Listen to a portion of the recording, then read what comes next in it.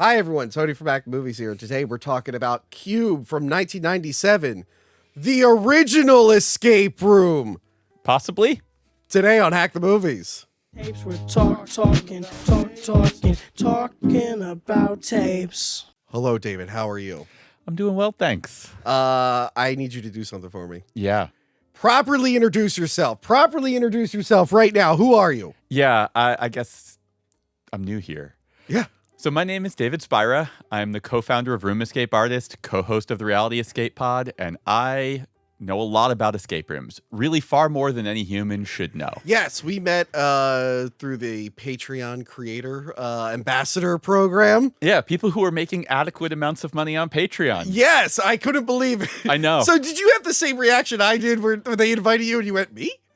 Yeah, my reaction was sort of like, oh, wow, maybe I don't suck. I have a friend who makes like 20 grand on Patreon. Like I got into it before him, and I'm like, that doesn't make sense. Yeah, I'm not sure exactly what the process is, but I'm really thankful, and I genuinely like the program. Yeah. But yeah, we met through there, and we realized we didn't live too far from each other. Yeah. And I'm like, what's a good escape room movie? And of course, there are those new movies called escape rooms that I didn't see. They look interesting enough. Interesting is a word. It's got the cute redhead from True Blood and Daredevil, I think. Yeah, Deborah Ann Wool, best part of that movie by far. Okay. But actually think of the various escape room movies out there, and there are quite a few of them. Yeah. That is the strongest of them, Okay. except for the one we're about to talk about. Yes.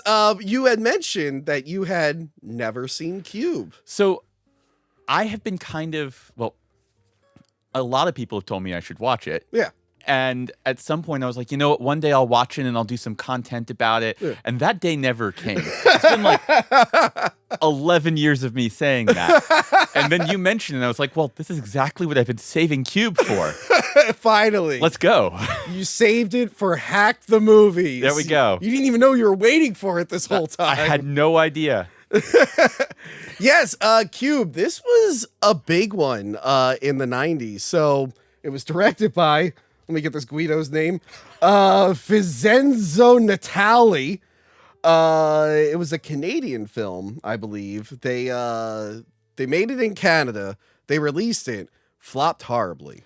Yeah. Did not do well. And then some French distributor picked it up real cheap. And they popped off in France. It popped off in France and then became a worldwide thing. And the makers made no money off of it in France other than what they licensed it for. Yeah. Isn't that a bitch? Yeah, it's so funny how that happened. But yeah, this is one that I don't know I think it got released theatrically in America, but this is one that would play on TV a lot, I think. It was in video stores all the time. Everyone I knew, except for you, had at least seen part of Cube at some point in their life. I somehow missed out on all of this. Yes. You know what's funny? I'd only seen this movie maybe 2 or 3 times in my life. But while rewatching it the other day, I knew it's so memorable. I'm like, I know this is the scene where that happens. That's the scene where that There were a few surprises that I forgot about. But yeah, it's something about this movie really, really sticks with people. And yeah, it has the whole escape room element to it. Since we talked, I've now watched it twice. And Oh, yeah. It's really good. It is really, really good. Very low budget. Very low budget. It's not like change your life good, but like it's punching way out of its weight class. Yes. It was originally going to be even more wild. There were going to be monsters in the room, some alien aspect to it, but they whittled it down. And I think it really works being more vague and simplistic. I think the vagueness of it is what makes it work. Yes. I think that they floated all of these, and I know we're going to talk about this, but they float all of these different theories. Almost every character kind of represents a different thing that could be making the cube. And the fact that they never reveal is the reason that the movie doesn't collapse. Yes. And I haven't seen the sequels, but I heard the sequels kind of stick to that. They tease a few things, but they never give you like a hard... I haven't watched the sequels, but boy, am I not interested in a sequel to this Now movie. I kind of am. Now I'm just like, well, let's see what happens. I don't know. Lately, I've been watching direct-to-video sequels to things, from Dusk Till Dawn to the Prophecy sequels. I'm like, yeah, screw it. Let's do Cube.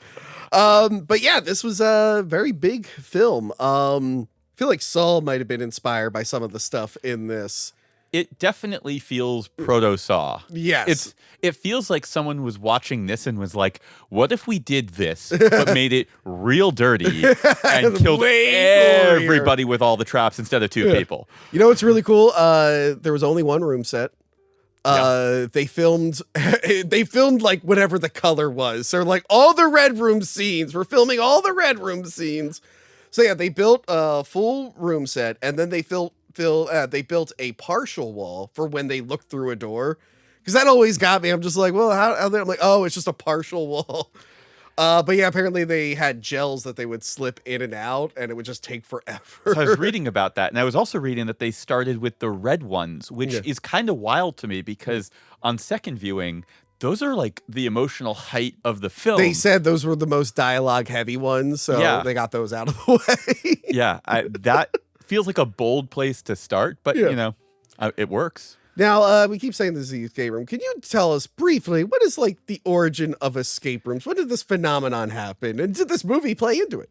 Yeah. So, yes, this movie did play in, but in a different kind of way. Okay. So escape rooms, a lot of different points of origin that you can point to. There's a company in the northeastern U.S. called Five Wits that started in 2004, and they make almost escape room things. It's almost like if Disney were to have made escape rooms before escape rooms. Five Wits was the creator of that. Right. But nobody really thinks of that. Even the creator of Five Wits doesn't think of himself as an escape room, although I think he's wrong. Yeah. The first company to call themselves an escape room is called Scrap out of Japan. Okay. And they started making these in 2009. First escape room in the US, 2012. And then it was sort of just one company for 2 years until two more opened up in 2014, and then everything exploded. Yeah. And now there are thousands, and so... And I'm terrible at them. I'm really bad at them. I think we just haven't gotten into the right one yet, which is the thing is like, there's a huge, just like movies, huge range of quality. Well, I did do, in Philly, I don't know if it's still there. It used to be called Escape from the 80s. I did do that one. There was like a video store element to that. That was an early escape room classic. It doesn't exist anymore. Yeah. In its era, it was a really strong game. It certainly was evocative of kind of 1980s and pop culture, and it just felt fun to be there. Yeah, yeah. I've done a bunch. They are fun. Like, here's the thing. It's kind of like, I'm bad at games mostly. I just like to have fun. In college, I wasn't very good at beer pong, but I just had fun playing it. Same thing with escape rooms. I'm like, I'm not very good at this, but yeah, what does that do? From my perspective, I would much rather play an escape room with someone who's terrible at it and having a good time than somebody who's great at puzzles and miserable to be trapped in a room with. It's like karaoke. You don't want someone who's good at singing. No, they you just want make me you or feel my bad. friend Lauren on this show to sing because we're awful and it's fun to laugh at. Yeah. So escape rooms, there's a wide range of quality. The upper end is kind of psychotic, what people make. Because they're probably watching this movie and they're like, I got it, prime numbers, let's do this.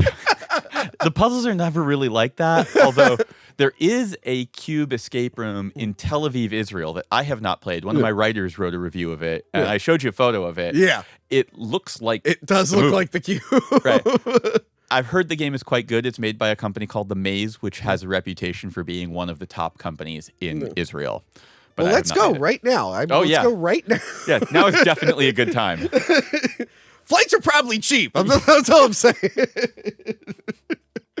But yeah, I would like to check that out. Maybe I could get like some video of it and see what it looks like. I don't have any video, but I do have the photo, and it looks real good. Oh, I'll get video of it. Don't worry. I'm gonna send my top people on. But yeah, let's go through this wonderful film. Let's do it. Opens up on an extreme close up of some bald guy's eye. And he wakes up in a cube room. He looks around and he's finding other rooms that are similar to the room that he's in. He chooses to enter one of the rooms and then he gets sliced into cubes. I know. It was like, oh man, they did the thing.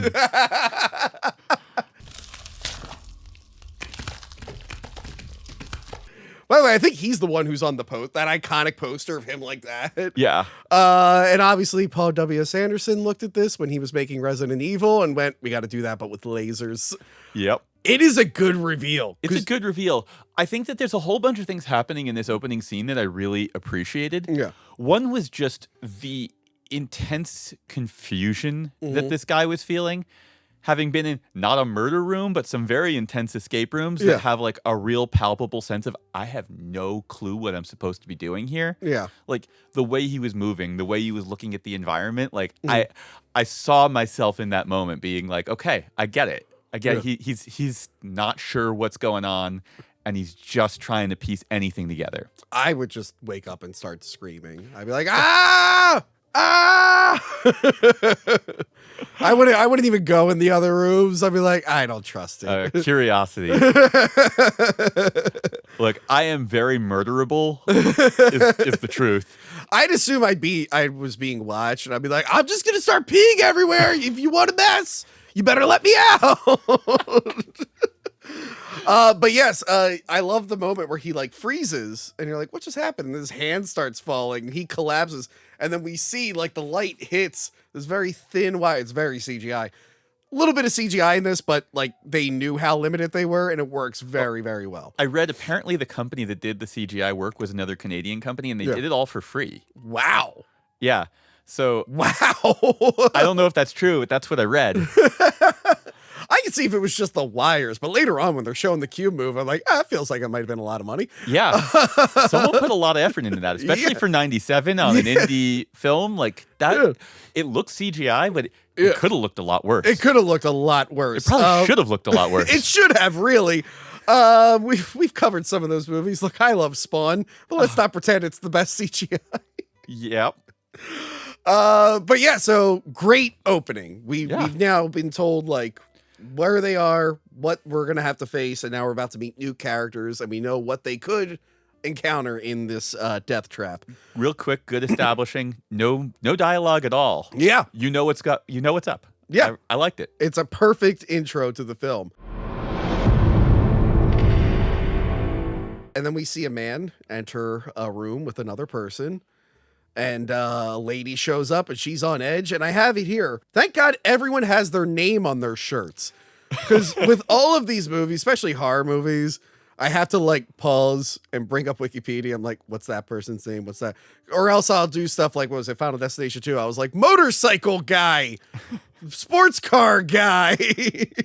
But yes, we have Quentin, the cop, who I'm sure you're sitting there, you're like, Tony, that is the voice of Shadow King from X-Men, the animated series. He's your favorite character. You're all in on Shadow King. I was wondering why his voice sounded. I rewatched all of X-Men last year before X-Men 97. I didn't realize he was the voice of Shadow King. I didn't either until I looked up his IMDb, and I'm like, I've heard that voice recently. Interesting. And then we have Levin.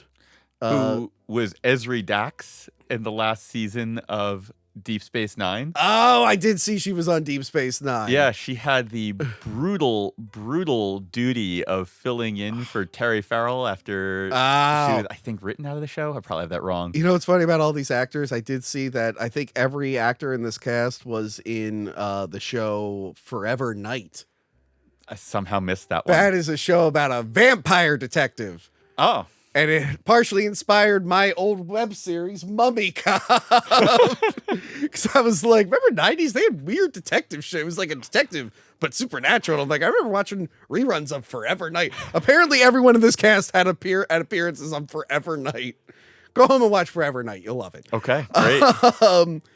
Holloway, who's a doctor. Oh, Levin is a student. Holloway's a doctor. Quentin's a cop. There's David Worth, who is just... kind of worthless, at least. Worthless, really. At the beginning. We'll meet Kazan later, and then there's Renz. Now, Renz is the creepy old man from Wrong Turn 1 and Wrong Turn 2. Wrong Turn 1, he's just the creepy guy. And Wrong Turn 2, you find out... By the way, have you ever seen Wrong Turn? Oh, God, I'm being attacked! Sorry. It's been humid lately. I have to start running the dehumidifier. Flies come in. It happens. Have you ever... It's an old video store. I'm going to cut out the fly part.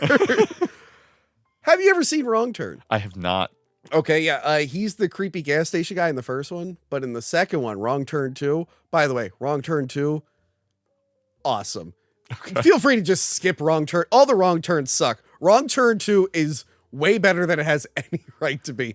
You find out that this guy was actually the father of all the evil cannibals. Okay, I mean, the fact that you're telling me that Wrong Turn 2 has no right to be as good as it is shocking to me, because never in the world would I believe that the first one or the second one are worth The it. first one's like whatever, and I put on the second one as like a curiosity because I had like a 3-pack. I'm like, oh, let me put this on. And I recognize the director. I'm like, oh, he's pretty good. And I'm like, this movie is amazing. This should have been the only Wrong Turn movie. But anyway, that's who's playing Renz. Does not sell himself as French. until the very end of his scene. Yeah. Yes. But yeah, he throws a boot into a room that gets torched. I mean, He's good solution. He's figured it out pretty quick what he has to do. I felt a little kinship to Renz just because, like, doing escape rooms for as long as I have, I can sometimes metagame by seeing what sensors are in the room. Are you this guy? I try not to, but if you went to Tel Aviv, would you come in with boots? And you're like, all right, let's do this. Let's finish this cube. You know, I might just use a belt. But, you know, whatever you got. No, you got to do it with the boots. You got to keep with the theme of the movie. So yeah, he's showing that like there's different traps in different rooms. They all try to remember how they got there, and all they can remember is whatever they were doing before they fell asleep. And like, what's her face? Holloway's like, pierogies. And they're like, what? I was making pierogies. I wonder how they landed on that. They could have had. Everyone else was doing very normal things. And even she was doing a normal thing, but it was like, pierogies. What? Yeah. How did they land there? I was about to say, the premise to this is similar to a Twilight Zone episode. Do you have the name of the episode? I forgot. I don't. But I was thinking the whole time I was watching is this feels really Twilight Zone. And then I Googled Cube and Twilight Zone, and a show came up, and it's like 5 characters in search of an exit or something. I think that's what it's called. But also, if you're a fan of this channel, we covered all the Predator movies. Predators with Adrian Brody has a similar introduction where they're just like, why are they all get teleported to the planet? They're like, what do you remember before you left? They're like, I was in battle. I was doing this. So I feel like Predators kind of use that setup here. I mean, it's a good setup. You know, it's it's a good setup. It eliminates the need for a lot of backstory. Yes. So yeah, they're just in this place now.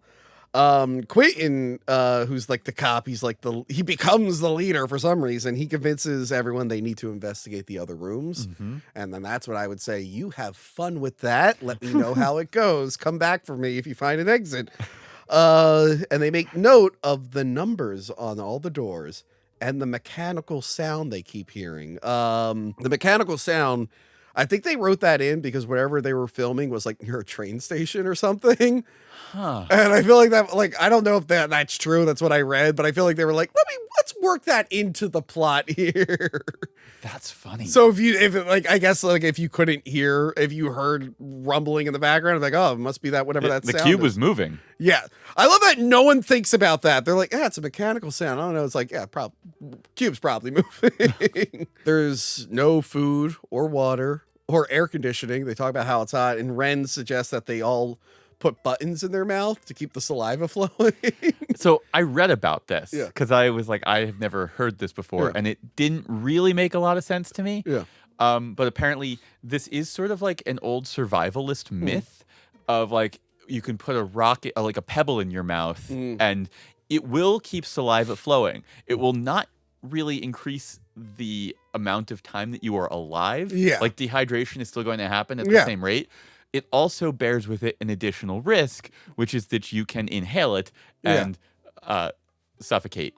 Which almost happened. Which almost happened to the doctor. Yeah, who should know better, really. Yeah. We learned that Renz is a escape artist. Semi-competent, apparently. Yes, he's a very competent escape artist. Now I remember, he throws the boot in the room, it doesn't go off. So he's like, all right, cool. And like the guy's hyping up. He's like, Renz, I know you. You're an escape artist. You're famous. He's like, yeah. And I'm also French, maybe. What you got? So he steps in the room after hyping him up, and a second later, his face gets totally melted off. Yeah. Mad.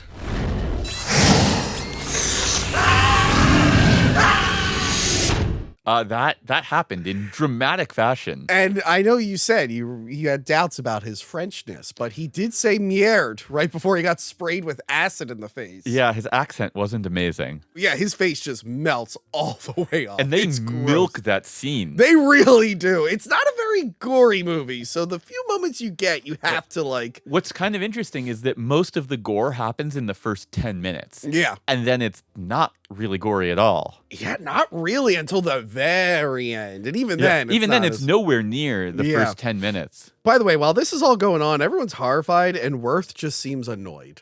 He really seems put out. Yes. He's like, okay. Yeah, what are you going to do? Then this is when they all start questioning why they are there. And they're like, why were they put into the cube? And here we learned that Worth has a lot of porn, apparently. But I like Holloway's like, ah! Yeah. But yeah, he is not being a team player. He's just being an asshole to everyone. So then Levin figures out that all the rooms with prime numbers on the doors have been traps. And numbers without it are safe. Yeah. Yeah. So, I mean, good news is a lot of those rooms, the last digit is even. Yeah. And so the only even prime number is the number 2. Yeah. So a lot of them you can just start to quickly rule out. But those odd ones, it definitely does take either having the list memorized Yeah. or, being pretty good at factoring things. Yeah. She's okay at it. It turns out she's safe, and she even starts singing and dancing. Prime numbers! Which is one of the things I remember. I'm like, oh yeah, there's that cringe moment where Yeah. she's singing about prime. The prime number dance. Yeah. Prime numbers! Prime numbers! Prime numbers! I'm really bad at math. I am really bad at math. So like this is another case where if I was in this situation, I saw the numbers, I'm like, just kill me. I don't care. I'm not doing it. I'm not gonna be good at it. I said the same thing in the Saul episode. I'm like, just rip my head off. I don't have time for this. I am adequate at math. I would not be good enough to get myself through this. Okay, so then we get a montage of them going through the rooms. And this music comes up a couple times. It is the strangest musical score where it just sounds like a woman going.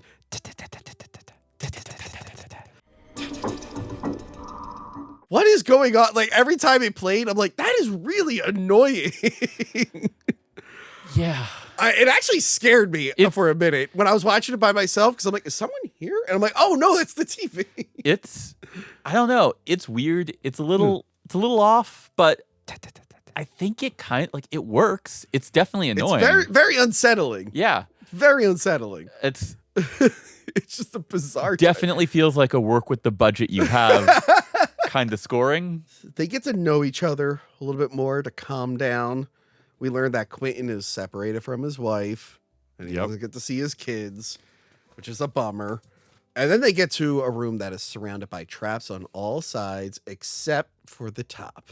Which seems inevitable. Yes. I don't know why they thought that wouldn't be an issue at some point. I was surprised that they were surprised. Yeah. Like, if it were me in there, I would have been like, okay, at some point, we're going to have to climb up there. Yeah. And that's also the point that I die. Because I can do ladders. I'm not great at the monkey bar thing. And also, like, those ladders are very, very thin. They're very narrow. They're Yeah. very narrow. Yeah, I was just like, that seems really unpleasant. This is a case where if you were morbidly obese, you'd luck out. They wouldn't put you in the cube. Yeah, I guess they probably would have been like, oh, they're not entertaining enough. Yeah, they'd be like, oh, we put that guy in. It's like, he can't fit through the door. You're like, well, that was a waste of time. Yeah. But yeah, those ladders are very, very tiny. I Yeah. would have a problem with them too. Yeah. I mean, I could do them as ladders. They'd be annoying. But once you start getting to monkey bars, and not only do you have to get from one to another, but you have to be real precise about it, Yeah. I'd be splat. They open up the door, and a man falls through. This is one of the things I forgot about the movie until he talked. I'm like, oh, right. It's a mentally handicapped man called Kazan. Yes. He wants to go back to the blue room. He don't like the green room. He doesn't like red rooms. He does not like red He rooms. really doesn't like red rooms. And he Yeah. doesn't like red gumdrops either. Yes, he doesn't. Yeah, he shows up and they're like, oh, well, great. I guess he's part of the crew now. So then Holloway just goes on a rant about government conspiracies. She's like, the government wants to do this. It's doing that and that and that. And then Quentin shuts it down. He's like, it's not the government, you crazy lady. And he goes, it's clearly rich people. Am I right? It's like, I love when two conspiracy theorists just clash. I mean, the movie felt very contemporary in that moment. It really did. It's aged really well. It was just like, oh, we just locked Twitter up in the cube. It's called X now. But yeah, it's like one of those just like this idiot believes in aliens. It's clearly the Illuminati. That's what it felt like listening to this. I'm like, oh, okay. All right. But yeah, they're all just going on and on, just screaming at each other about like what they think it is. And then Holloway chokes on her button and freaks everyone out. They're like, it's a gas room. Oh no. She's like, nah, I just choked the button. I'm fine.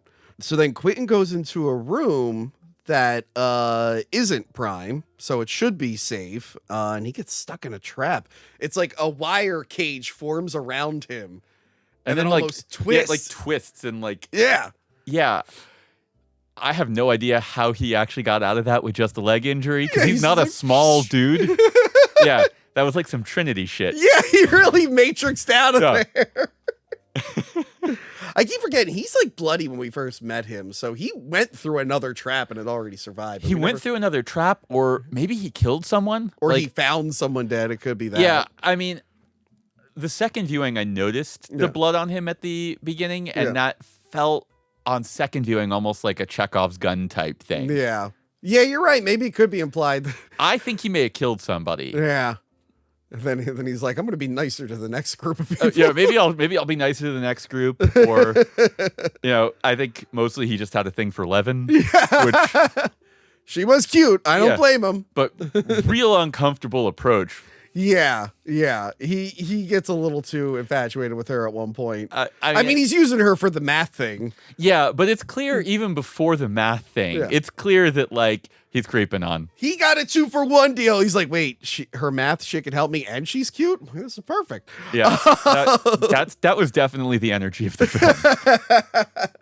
film. So Quentin is super suspicious of Worth, and he thinks he's a spy who's working for Big Cube. I mean, that's the evil company I just made up in my head, Big Cube. Worth is definitely giving off curse your said and yet inevitable betrayal energy. Yeah. Like, he's definitely giving that off in a big way. Nice reference. Thanks. So Levin does more math to figure out what the numbers are. She's having a problem with it. And then Kazan pees in the corner. Which, I mean, you got to pee somewhere. I don't know why they're all mad at him. Like, at some point, you guys are going to do the same. They all had to have peed at some point. Yeah, at some point. But, like, it probably would be nice to go and figure out which room you're about to go into and then do your business.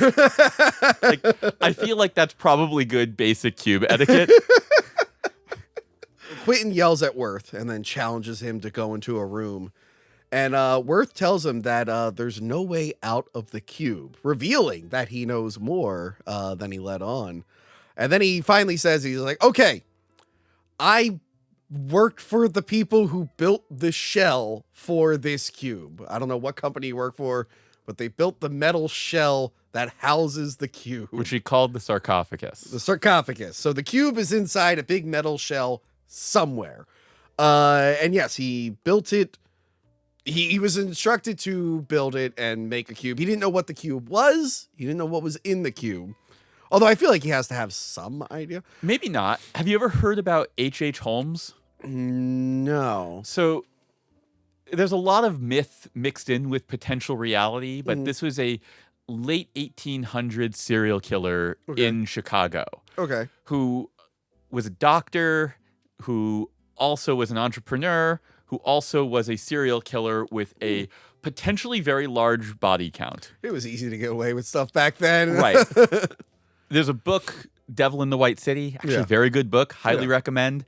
But it's about him and also about the World's Fair that was happening at the same time. They're almost two parallel stories that basically don't cross. Both stories are real good. Yeah. But the story with H.H. Holmes is that allegedly when he had this murder castle built, It was structured as a like a department store on the first floor, Okay. dormitories on the second floor, and then his home on the third. Okay. And the notion was that he would like go to the train station and get like women who were like bumpkins from the country come to the big city for the first time, had no connections, and tell them like, hey, I have a place that you can live and a job that I can give you in a department store, and basically just have them live there until he killed them. And then he had an incinerator built into the basement, and he would incinerate the bodies and then sell the skeletons to local med schools. See, that's where you fuck up. You had a good thing going. I mean, not a good thing. Don't do that. But like when you start selling skeletons, people were like, "Where do you get the skeletons?" The alleged story behind this is that he would hire contractors to go and build a small part of the space, but never the whole thing. And he kept hiring and firing people. So no one had enough information about it to know that there were all of these hidden passageways and all of this weird stuff built in. And so I got some H.H. Holmes vibes from the story that they were kind of telling there. I also got it like from the whole like Manhattan Project, how they had different compartments. It's the same like, vibe. You guys are working on this. Don't ask what it's about. You guys are going to work on this thing. Don't ask what it's about. Yeah. So we're like going to stitch it together later. Compartmentalization really does work if you want to keep people confused about what it is they're doing. So like not that far-fetched. But I like that Worth says like, what's the whole agenda? Is like, I don't know, nothing. He's like, I looked to see who was in charge of this and I couldn't find anyone. It's like, maybe the people who thought of it left a long time ago. Maybe they took the idea from someone else. They're like, well, then why build it? It's like, I don't know, because they were already started and they just had to justify its existence. So who knows? No one knows the true origin of the cube. It was just something that had to get built by someone. I did find myself contemplating cube economics in the same way that sometimes when I'm watching Star Wars and I start wondering about imperial economics, like where is all of the money coming from for building all of these giant things? Well, I guess if they went with the alien stuff that they ended up not going with, that would have explained some of it. Yeah, maybe. But yeah, I kind of like that. They're like, everyone has a different theory. We don't know which one is true, but Worth has the most information out of anyone. He's like, if there is someone in charge, I couldn't find them. We don't know who exists. We don't know why this thing was built. All I know is that I built a shell for this thing. And someone paid me to do it, and I had no idea who they were. Yeah, and if I had known I would have been thrown in the cube, I wouldn't have done it. That is interesting that he has the most connection to which is very minimal, but he got thrown in, because then you got to think, like, is anyone else? They say that they don't. I saw some rumors that Kazan might have been like a technician or something for whatever company runs it, because we find out how good he is at math later. But yeah, that's one of the fun things about this movie. You just theorize what it is. Yeah, I mean, that's half the fun, is that they did not reveal any of this stuff, because anything they would have revealed would have sucked. Yeah. Like, if it was aliens, it would have sucked. Yes. If it was like some government conspiracy, it would have sucked. If it was rich people gambling on this thing, it would have sucked. Yeah, it's better to just think. Yeah. Like, I have my theory. In the same way that like Squid Game would have been better without the like subplot going on about like what was going on I didn't around watch it. Squid Game. So Well, don't worry about it. I missed out on it. You're fine. I heard the next season isn't that good. So Yeah, I haven't watched the second season because the subplot that they were branching off of just felt like I caught a few minutes here and there. It looked interesting. I think it just came out at a time where I was like way too busy. it's kind of like Cube, except that they try to explain what's going on outside, and the outside subplot messes it all up. Oh, that's a bummer. Yeah. Less is more. Yeah. So yeah, that's what we know. That's what he tells them. Everyone is having a crisis because they're like, wait, we're here for absolutely no reason and there's no meaning to anything. And Quentin beats the shit out of Worth. Yeah. I mean, he definitely had been wanting to do that for a while. He definitely been wanting to beat up everybody but Levin. Yeah, he needed a reason. He was just waiting for his chance. But he does give Levin some information. They find out that there are 17,576 rooms. Yep. So that's how many, based off the measurements he gave him for the shell. And like they're like subtracting rooms to make a move later, but we don't know that yet in the story. I went back and did confirm that math, and it did math. It did? Although you would have to subtract some for the movement of the cube. Yeah, I think they know that if they don't know it moves yet. They don't so know it that's moves what yet. they're assuming. Right. But yeah, it's Yeah. minus whatever kind of tunneling they would have to leave room for. Yeah. That's what's going on. Yeah. Yeah, what is this mental? How does it like? Because it's clearly some mechanical aspect. Where do they vent all this stuff? Who goes in and cleans this thing? There's I would a never lot want to of- clean the cube, by the way. Yeah, You're like, cube- hey, go clean the cube. I'm like, so you can close the door behind me? No fucking chance in hell. Yeah, real rough job of cube janitor. I'm assuming they bring each cube to that bridge area and hose it down. I mean, maybe they're self-cleaning. Yeah, that's true. That's true. Maybe they all just incinerate. Yeah, I'm sure they all have an incineration option. I mean, that seems once you're committed to all of the money you're spending on all of this. Yeah. You might as well make it self-cleaning. You might as well. You might as well. I'm sure they have robots too. They Yeah, have robots yeah. come in. No, they don't have lasers in this one. Maybe they have a laser that cleans everything. No, they're just using like industrial mandolins. So they figure out that the numbers on the cube rooms are now like their position in the cube or something. So they realize they are 7 rooms away from the edge. Yep. And even though Worth is like, there's nothing out there. It's like there's one door. Who knows if we'll end up at that door? They just assume that the one exit they're going to go to is going to be the one. It's like, probably not. Coordinates aren't making sense to her because according to her math, the one room that they're in should be outside the cube. This comes back later. Yeah, seems relevant. Seems relevant, or else they wouldn't have told us that. Yeah. The other thing, I feel like I got to come back to the Worth thing for a second. I feel like he had to have known more because Yeah. you can't build a structure that big without knowing like what kind of terrain you're building it on. Yeah. Because like the materials you would use, the way you would anchor and build a foundation, Yeah. all of that stuff really matters depending upon like what you're building on. So like Yeah. he should have more information than he does. Yeah. I don't think it's relevant to the plot, but I really feel like he should know more than he knows. Yeah. Maybe he just got the people to make it and organized it. Maybe it just wasn't there. I don't know. Who knows? I'm assuming everyone who worked on this was killed afterwards. They come to a room that is sound activated. When you talk, all these big spikes come. Now, this is going to sound mean, but if I was there, I'd be like, hey, Kazan, let's go back 4 rooms. We're going to leave you there. I mean, like, I know it sounds mean, but I'm like, and by the way, I'm justified based on what's about to happen. I'm not taking any chances. This scene was funny to me because it didn't have to be quite this way. Yeah. I do not understand why they would start climbing down before the person who was climbing before them had gotten to the exit. Yeah. They always had 2 people in there That was except for the weird. first. I'm just sort of like, that does not make any sense to me. Does the trap need to reset before another sound triggers it?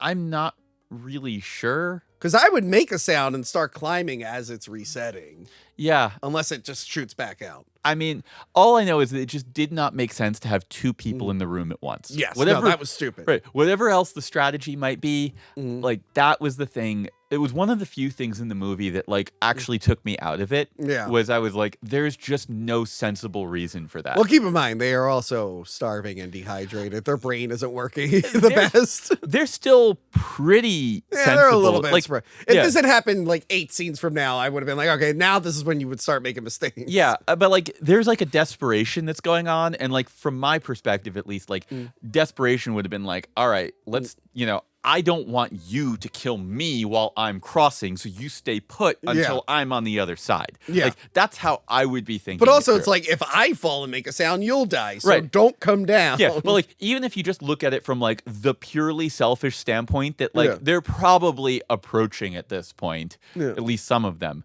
Like I don't want your mistakes to kill me. Like if your mistakes kill Yeah. you, like that's on you. Yeah.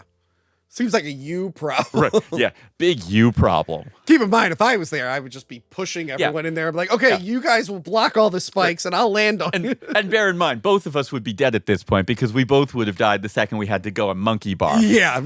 But if we did make it, by the way, if I would be carrying Ren's body into every room and just tossing it and be like, all right, we're good. The acid complicates that. Yeah, that's true. Yeah. Well, they find the body later and then they could. Oh, wait, no. because he fell back into the room. He was sprayed with acid, and then he fell back into the safe room. They pulled him into the safe room with them. Yeah. Yeah. So then I would have just kept that body around and kept throwing them into other rooms. Yeah, that problem is if you touch any of that like acid, if it all hasn't reacted yet, then you start to burn also. I'm assuming it cools off. Ugh. Bring him to the fire room, char him, and then bring him back. Yeah. So Ren's well done. Yeah. So yeah, they want to send Worth into the sound room. They make him go in. I mean, kind of makes sense. He's been the quietest person so far. And then Quentin, again, mean but fair, is like, Kazan, no. And then Holloway's, how dare you? We can't lose our humanity. It's like, all right, lady, good luck with that. I mean, it's kind of like, it's very Lord of the Rings. It's very Gandalf and Gollum. Yeah. And like, Yeah. I get it. Yeah, but I it's get just like, at some point, I'm like, the cons are far outweighing the pros here. Yeah, I respect Holloway as a character for maintaining her humanity in that situation. I would lose my humanity a second into this thing. It would definitely be a challenge. So yeah, Worth quietly enters the murder room. And this scene is tense. It's really tense. It's tense because you don't know if they'll slip or whatever. And you're looking at Kazan and you're like, please don't say anything. Please don't say anything. So everyone's got to be super quiet. It also has, now I can't remember the order that the Mission Impossible movies, when Mission Impossible 1 came out, but it has some parallels to that iconic scene. That was the first one. We've actually reviewed all the Mission Impossible. I know you have. Well, not yet. We're waiting for the new one to come out, and we're going to do What is the Best Mission Impossible by Christopher McQuarrie. Okay. So we're going to do all 4 of his movies at once, but we've done the first 4, and yes, it does feel like the CIA computer room scene where they have to be super quiet. It's definitely the low budget version of that. It's the monkey bar and ladder version of that. There's a couple movies where people have to be quiet. Well, Quiet Place. That's one. But this has like the cube-shaped room with the light, the exterior lighting, and you're navigating the space and having to be quiet. There's some parallels there. Both very good scenes. Yes. So they one by one they go in there. Kazan steps on a door and almost says something, but we learned that it's trained to ignore the sound of doors. So which I guess it would have to be if there was any fairness here. Yeah. So that gets real tense when he steps on it. Holloway gets him out of there. And then Quentin is the last one to go through. And he almost dies, but he saves himself. And then Kazan goes, ah! And it's like, no! And he jumps out there before he gets killed. And Quentin is going nuts and freaking out, and then Holloway calls him a Nazi. Things escalate very quickly. It's really, everyone's at their boiling point now. Things have really escalated quickly here. And Quentin, this is now 2 death traps that almost got him. 3, we don't know what the blood from earlier was, so he's become a real prick. He's kind of snapped. And so they find a door that leads to the outside of the cube. Wait. I forgot to mention, during the fight, Holloway says something to him about how he lost his kids and stuff. And then he mentions I guess that's why you like younger girls. Based on nothing really? She throws that out there. Maybe she just assumed. I mean, I think she's picking up on the vibes that he has around. Up on the vibe, but he's taken by surprise by what she says. Yeah. Yeah. They definitely are meant to feel like polar opposites of one another. Yeah. I feel like they could have escalated their relationship a little bit more over the course of it. It was clear they didn't really like each other. They were never people who would have wanted to be around each other if they hadn't been thrown into a giant death trap together. Yeah.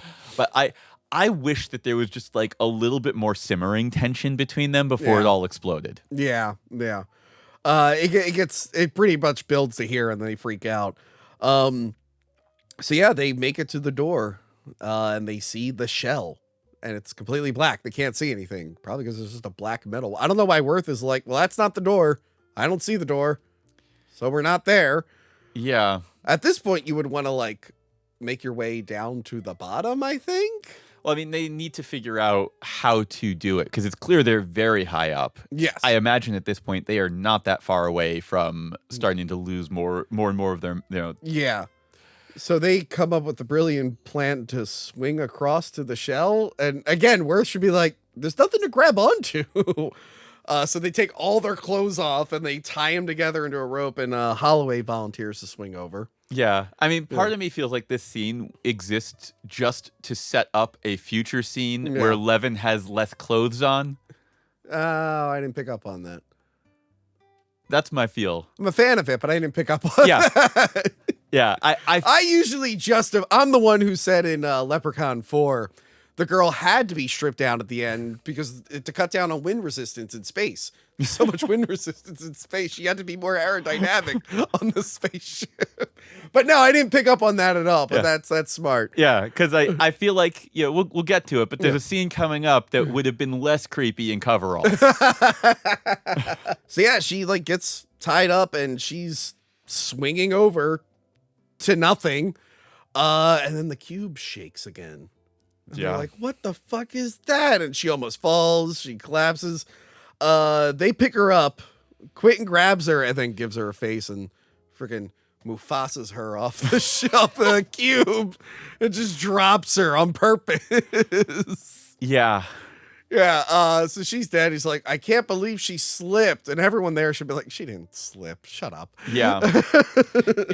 It was a pretty well constructed scene. It was an interesting scene because like the fact that he initially like dove out of the window to catch her, like there is some heroism in Quentin, but then I feel like his initial reactions to things are actually quite heroic, but when he stops and thinks about anything, he's a pretty hateful son of a bitch. Yeah. His instinct was to save her because that's what he thinks he needs to do. But then he's like, but wait a minute. Right. She's been kind of mean to me now. Yeah.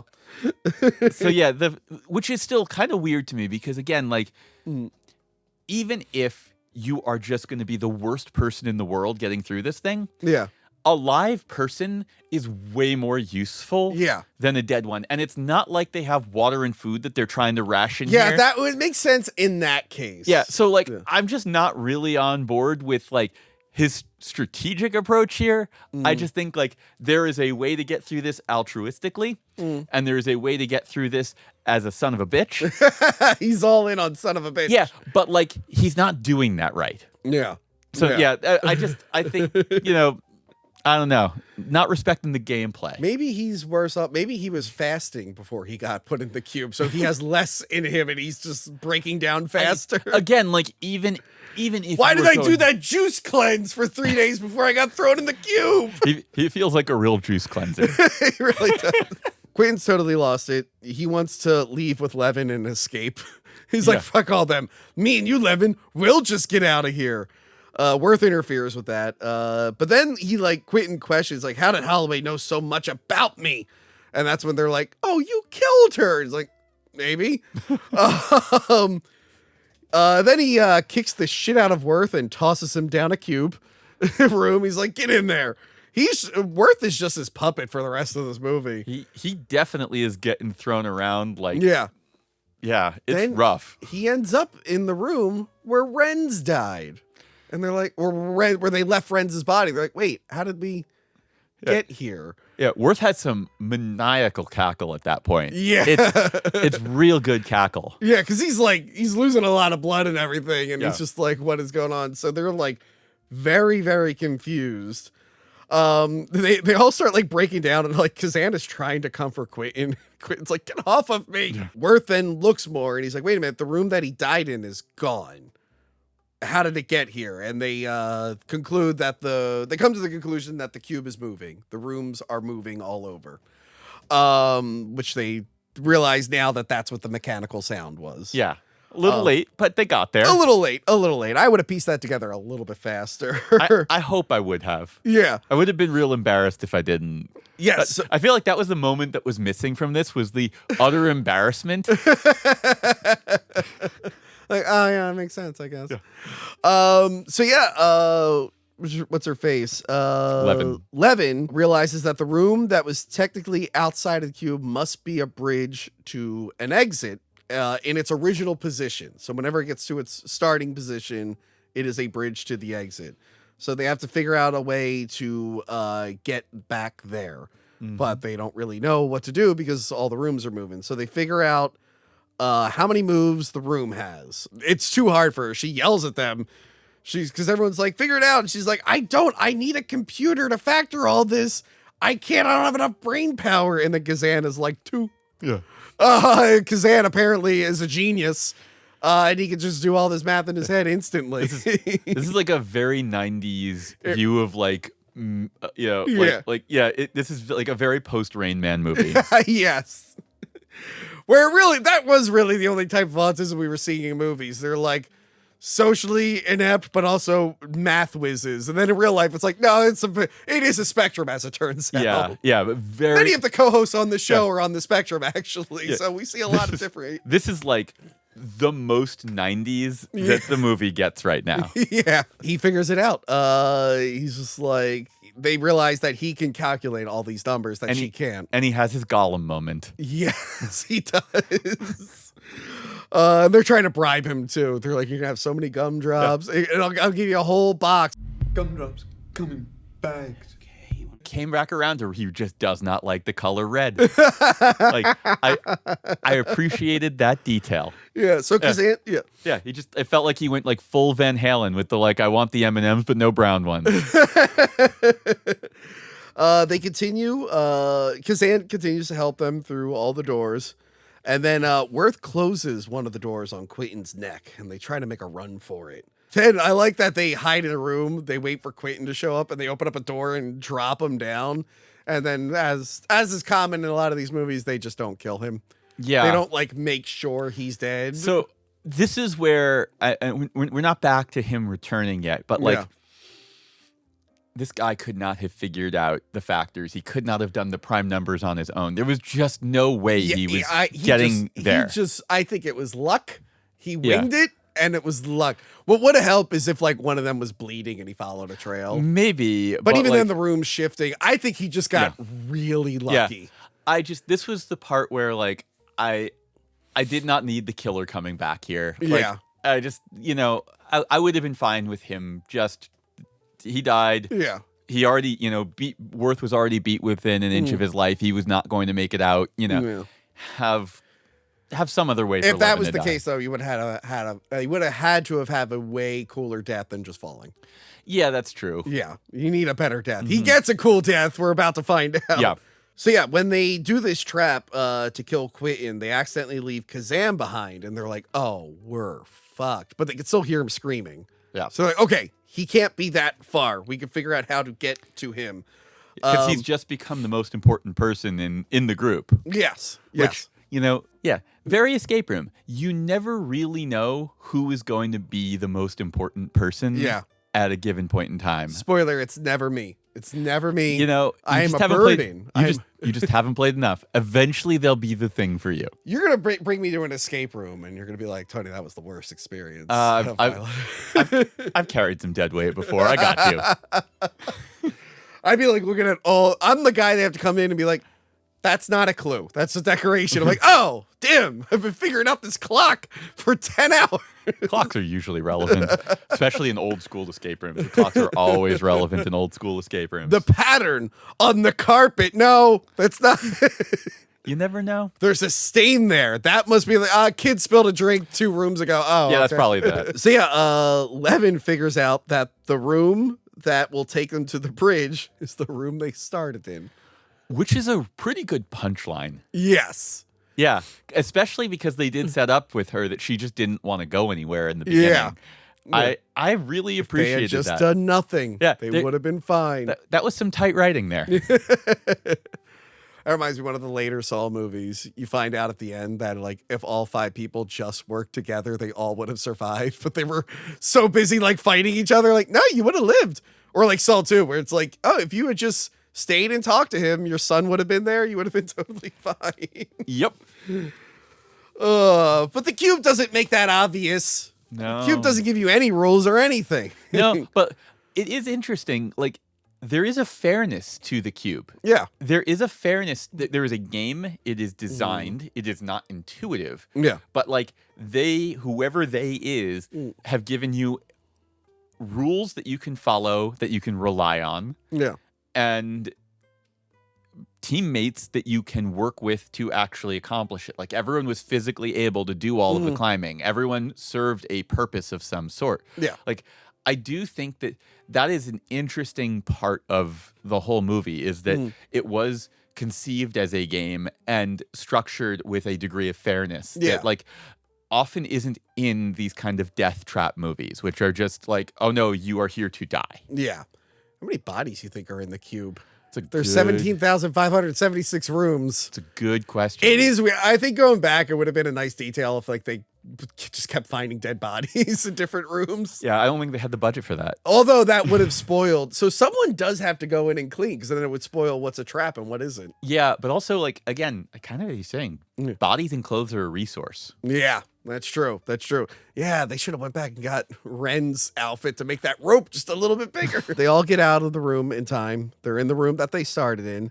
They enter the bridge to the exit and a light shines in through the last door. Why they all don't just start running at the light immediately is beyond me. Just run to the light. Run right now. Instead, they're sitting there and Worth's like, I want to die. And it's like, motherfucker, you could have made that. Yeah. What was the point of all of this? Right. Like you didn't have to just keep on going. Yeah. Yeah. And then Levin, for some reason, is like, no, you have to go on. I would be like, Dave, what's wrong? You'd be like, I want to die. I'd be like, all right. Okay, And bye. I just run right to the light. I'd be like, I don't know him that well. Seemed like it's something he wanted to do. Like, why is she wasting? She knows these rooms move. Yeah. You'd be like, are you sure? Okay. Yeah. Not only does she know that the rooms move, she knows that the room that they are in is one of the ones that moves. Yes. So stupid. Like, just run to the light right now. Yeah. Although, I can't imagine anything good is on the light side of this place. Well, it's the closest. We just have to have faith at that point that it can't be as bad as the cube. Yeah, maybe. At least you're out of the cube. I don't know. Look, I didn't see the sequel. Do they walk into the hypercube? I don't know. Yeah, that's how you end up in Cube 2. I can't wait to see Cube Zero, the prequel. Oh, yeah. That's just a Rubik's Cube. That one better be like where they don't have like all the kinks figured out yet, and like the cube doesn't, but it gets stuck halfway through. Guy has to come out like when a ride breaks down. No, ride will continue in a second. Someone walks in like, look, I'm sorry. I will resume killing you in just a moment. But like, I really, really need you to just put your hands on the wall while I get this fixed. I'll have this thing moving in just a moment. Don't worry about it. Just sorry for the inconvenience. So instead of running to the light like any normal person would, she gets killed by Quentin, who's taken, I think he's taken the handles off one of the doors and stabbed her with it. Yeah, that appears to be what he has Which done. is something you can do, apparently. I was wondering, all that stuff on the walls, are they able to just pull that stuff off? They never make any attempt to like fuck with the walls. Yeah. Also, like, real impressive impaling her. Like, that wasn't very sharp. It was like blunt. I don't know. Yeah, I don't like this whole scene. I did not really like. Yeah. Just because I don't know. It needed an actiony ending, but they could have come up with a better. Yeah, I didn't like Quentin coming back. I didn't like that he was able to navigate all of this stuff at the end. And like, I don't need Levin to live, but like, I don't know. I feel like for somebody who was getting like kind of living and dying by their brain, I would have appreciated for them to die by their brain. Yeah, I guess so. Yeah. I don't know. The whole thing with Quentin being there, I played video games where I'm ignoring everything. I'm like, let me just shoot everything. Maybe I'll make it to the end. I'm like, I made it to the end. I would have thought. It's like me when I play Fall Guys. I'm just running. It's like, I don't know. Maybe there's a strategy. Just got to get to the end. Kazan makes it out, but Worth holds on to Quentin, so Quentin can't get out. And then the rooms shift, and this is pretty cool. We see the bridge slide across, and when it goes down, you see the trail of blood from where it grinded Quentin. Yeah, just a Quentin smear. Brutal. Yeah. And then it goes down into its position at the bottom of the cube. So I guess I was wrong. 3 people kind of die from traps, although I don't think that's technically a trap. That's not technically a trap. Yeah, I guess it's not a trap. Cube related, but Yeah. it's not a trap. Yeah. And then Quentin just crawls over to Levin. Or no, Worth. Quentin can't crawl. He's just a pair of legs that you see. Worth crawls over to Levin and then dies. And then we see Kazan leave the cube. And we never see what's outside of the cube. There were multiple endings kind of pitched. There was one where he's like on a beach and there's aliens or something. One that was filmed, apparently. I didn't find any footage of it. But apparently they did shoot an ending where he exits the light and then suddenly he's just in a city in a business suit and he just walks around. He just walks and it's just, apparently the script was like just another day. And I don't know what I guess that meant something, but then they all agreed that the correct ending should just be he goes in the light and you don't know what happens. I am so glad that they did not expand upon that. Yes. So glad. Yeah. Yeah, sometimes you get like real tricky with like twist endings. Yeah, I mean, don't M. Night Shyamalan yourself. Yeah, don't M. Night Shyamalan. Maybe you'll get lucky once or twice. Yeah. But at some point you'll hit, wait, the aliens die from water? Isn't water everywhere? And then people go, oh, wait, that's right. I say, especially with your like low budget indie film, don't M. Night Shyamalan yourself. What is that? I think the director's cut of Donnie Darko tries to over-explain some of the time travel stuff. I haven't watched it in years. No one cares about all your lore. Yeah, no one cares that much. Keep it vague. Keep it vague. There's someone in the escape room community who talks about like when you overload your games with lore. Yeah. Like she calls them lore boys. And you can really weigh down a good time with too much detail. But yes, that is Cube. I really loved revisiting. Again, very memorable. I knew most of the major beats. I haven't watched this in 20 something years. And I'm like, that's how good of a film it is. I'm like, man, it really stuck with me. I think I will watch the sequels. I'll let you know if they're bad or not. I can't wait to hear about them. Yeah. I'm glad that you suggested that I watch it. Yeah. And really to everyone else who ever suggested that I watch it. But it's way better than it has a right to be. It was kind of the feeling I kept having throughout it. There are a couple of spots where I felt like script could have been tighter or that could have like built stuff up a little bit more, added a little bit more depth to the hatred of Holloway and Quentin. There was room for a little bit more, but honestly, I think they did a whole lot with a whole little. Yes. I'm excited to see what they can do different with it. There was a remake from 2021, which I read a little bit about, Yeah. and it sounds pointless. It sounds like the people who remade it did not understand the point of the film in the first place. Oh, really? Yeah, there was just like a lack of tension, a lack of character development. I was asking some folks about it, and it just didn't seem to a lot of the characters didn't even seem to care that they were there. Yeah. They were just sort of like everyone felt like they were going through the motions. Huh. So I'll check it out.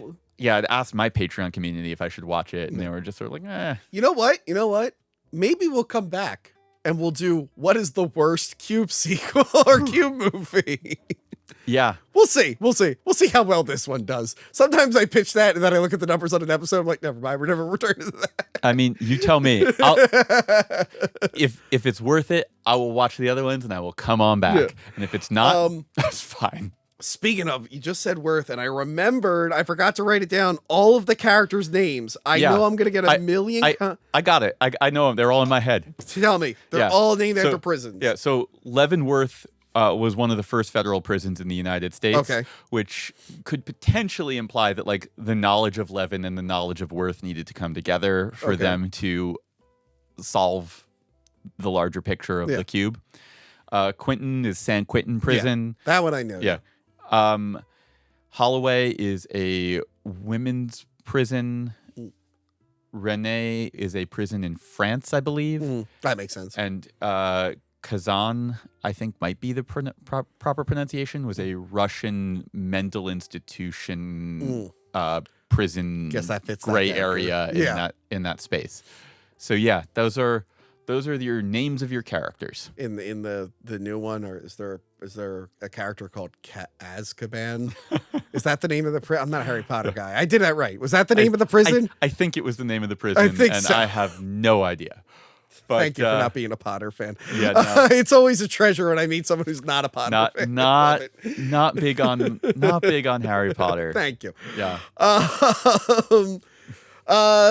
Yeah, I really, really love this movie. I'm excited. I actually want to watch it again. So allegedly, Legendary Pictures has optioned making a new remake of it. I saw that like from years ago, and it Yeah. like hasn't happened. It hasn't happened yet. A I don't know different if- remake happened in the meantime. Yeah, I don't know if it will. I don't know if it needs to be made. You know what modern movie this reminded me of? I think it's a French film, Platform, on Netflix. Did you ever see I that? have not seen Platform. Okay, so that one, I mean, there's a little bit of a less of a mystery, but there is a prison. Mm-hmm. It is just one very, very long tunnel. And from the top, there's a platform that comes down with a bunch of food. And it never makes it down to the bottom because prisoners always steal it and everything. So these prisoners have to figure out a way. Like, wait, maybe we can like ride the platform up. So yeah, they have to figure out a way to use the platform to break out of the prison. And the only outside world we see is just the kitchen where they're making all the food. We don't see like the bigger picture. But that one gave me really big Cube vibes because each level gets like more intense. Interesting. Like when they're at the very bottom, like those people have just been down there for so long eating scraps, they're like almost zombified. It's like Cube meets Hunger Games. Pretty much. Actually that was probably the log line for it. I would definitely say check it out. I think they did a sequel, although I don't know what the fuck the sequel would be. I just can never like these movies never need a sequel. That's like maybe I watched it once. I can't remember, but Battle Royale. Yeah, Battle Royale Love the first one. Seen does it not need a million sequel. times. Yes, I always heard the sequel was bad because I think the director died and I think their kid took over. I never watched the sequels because like I just And I know it was based off a book that probably had sequels, but like after that one movie, I'm like, I feel like we said everything we needed to say about that. yeah, I just always feel like it's like that Spaceballs 2, The Search for Yeah. More Money. Like, Unless you do Escape from LA where you just make the same movie but make it stupid and awesome. yeah, I mean, if you want to do something like really different with it, like fine, go nuts, but like the same thing you just did, but more. Yeah. I don't know. Like the Hunger Games were like okay. Until Jennifer Lawrence was clearly checked out and phoned in the last two movies. It's like, really? You couldn't make it? You couldn't make it to the end there? You're checking out now?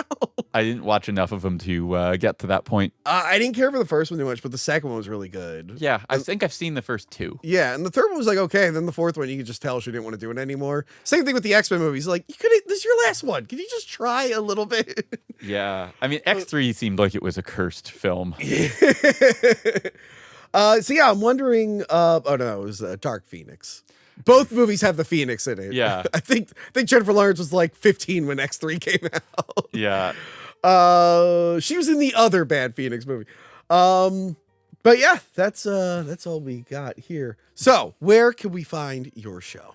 Reality Escape Pod. You can find it wherever you get your podcasts. We're on YouTube, although it's audio only on YouTube, and mostly we just bring on people who make all sorts of immersive experiences, puzzle adjacent things, and it's a show about people who make things. Nice. And we put a lot of love into it. Well, look, I make things, and I can probably help your show. I'm a very big, famous YouTuber. I'll probably be the biggest celebrity you ever had on that show. I mean, who you had on recently? We've had Neil Patrick Harris on. I'm not familiar with him. But yeah, maybe I'll come on your show and maybe help you out a little, throw a bone to the little guy here.